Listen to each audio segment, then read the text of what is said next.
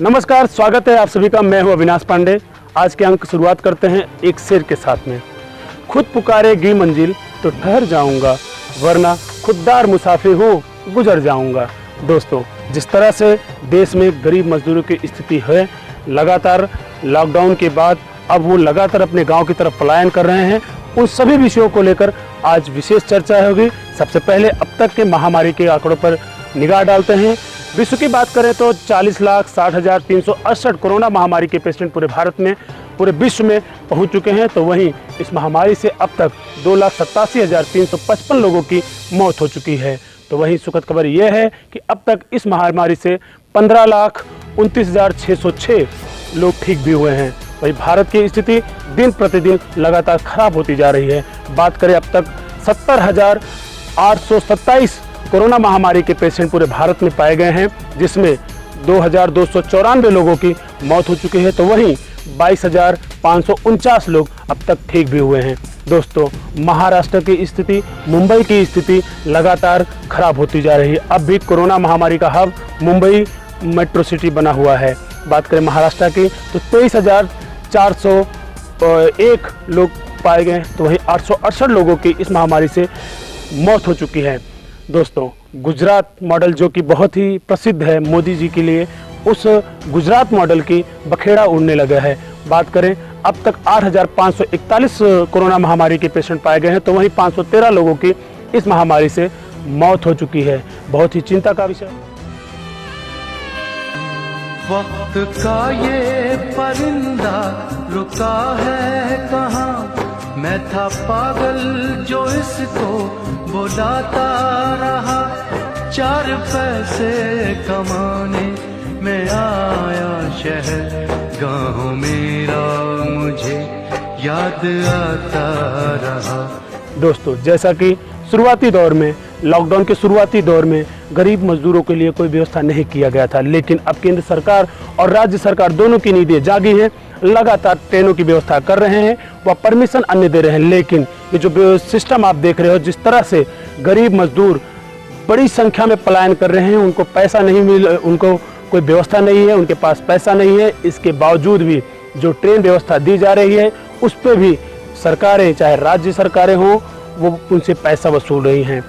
कहने के लिए तो केंद्र सरकार ने एडवाइजरी जारी की है कि 15% राज्य सरकार देगी और 85% जो है ये केंद्र सरकार वहन करेगी, यानी कि रेलवे वहन करेगी। लेकिन ऐसा ज़मीनी स्तर पे दिखाई नहीं दे रहा है। वहीं बात करें उद्धव ठाकरे की, तो उन्होंने भी बयान दिया हुआ है कि हम सभी मजदूरों का जो है वहन करेंगे किराया भाड़ा अब तक का। लेकिन इनके बीच में अब मुद्दे की बात ये है कि क्या उन गरीबों का भाड़ा, उन गरीबों का किराया जो खाने के मुस्ताद हैं, उनके माफ़ हो रहे हैं? तो जी बिल्कुल ऐसा नहीं है।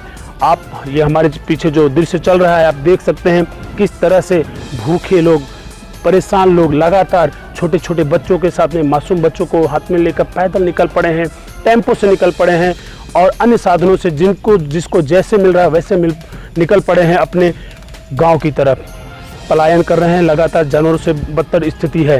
ये बहुत ही चिंता का विषय है और सरकार जो प्रयास कर रही है वो सराहनीय हो सकती है, लेकिन इन सब के पीछे कहीं ना कहीं एक बहुत ही कमी दिखाई दे रही है, जिसको सरकार को त्वरित उसको कंप्लीट करने की आवश्यकता है। दोस्तों, अब बात करते हैं, आखिर जो मुख्य धारा के चैनल हैं वो समय समय पे मोदी जी के गुणगान क्यों करने लगते हैं, यानी कि उनको टॉप हाईएस्ट रैंक पे क्यों पहुंचा देते हैं।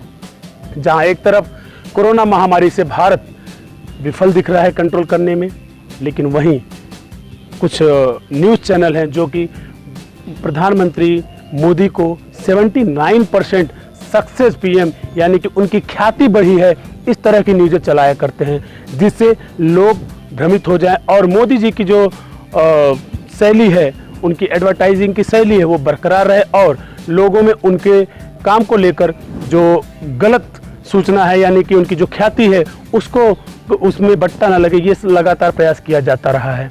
मूडीज़ ने आकलन किया हुआ है, एक रिपोर्ट के मुताबिक हम चर्चा कर रहे हैं, जो मूडीज़ ने बताया है कि भारत की स्थिति बहुत ही खराब हो सकती है, यानी कि जीडीपी रेट जो है एकदम डाउन हो सकता है।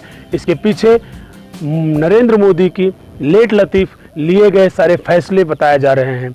दोस्तों, अब सबसे बड़ा एक परेशानी का सबब अब ये बन चुका है, जो गरीब मजदूर अन्य राज्यों से, दिल्ली, मुंबई व अन्य राज्यों से उत्तर प्रदेश में आ रहे हैं, वो एक बहुत बड़े प्रॉब्लम के सबब बन चुके हैं। उत्तर प्रदेश की बात करें तो वहाँ पे ऐसे बहुत सारे राज्य हैं जहाँ पे अभी ना वेंटिलेटर है, ना कोरोना के किट हैं, लेकिन जो मजदूर आ रहे हैं उनका टेस्ट भी नहीं हो पा रहा है। यहाँ तक कि उनको टेम्परेचर गन से भी उनका जो तापमान है वो नहीं नापा जा रहा है और वो सीधे अपने घर में प्रवेश कर रहे हैं। उनको कहीं क्वारंटाइन करने की सुविधा नहीं है, तो कहीं वे प्रवासी खुद छिप रहे हैं, घर में जा रहे हैं। और इसकी वजह भविष्य में आने में दिखेगा कि बहुत भयावह स्थिति गाँव की हो सकती है।